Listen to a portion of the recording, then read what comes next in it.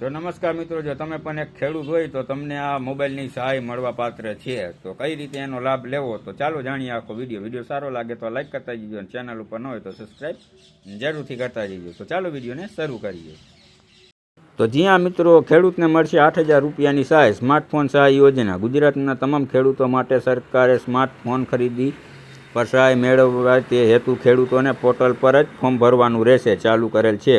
Form ભરવા માટે તમારે www.ikhedut.gujarat.gov.in ની વેબસાઇટ ઉપર જઈ અને જરૂરી ડોક્યુમેન્ટ જેમ કે આધાર કાર્ડ, 7/12 અને 8/12 બેંક પાસબુક અને ખેડૂતનું ઓળખ કાર્ડ એટલે કે તમારું કિસાન ક્રેડિટ કાર્ડ જે હશે તે લઈ અને તમારે હાજર રહી અને આ વેબસાઇટ ઉપર જઈ અને તમારે ફોર્મ ભરવાનું રહેશે. તો તમે જે પણ ફોન લેશો એના માટે તમને રૂપિયા 8,000ની સહાય દેવામાં આવશે. તો આ એક સરકારની નવી સ્કીમ છે, જેનો લાભ ન લીધો હોય તો આજે જ તમે આ વેબસાઇટ ઉપર જઈ અને લાભ મેળવો.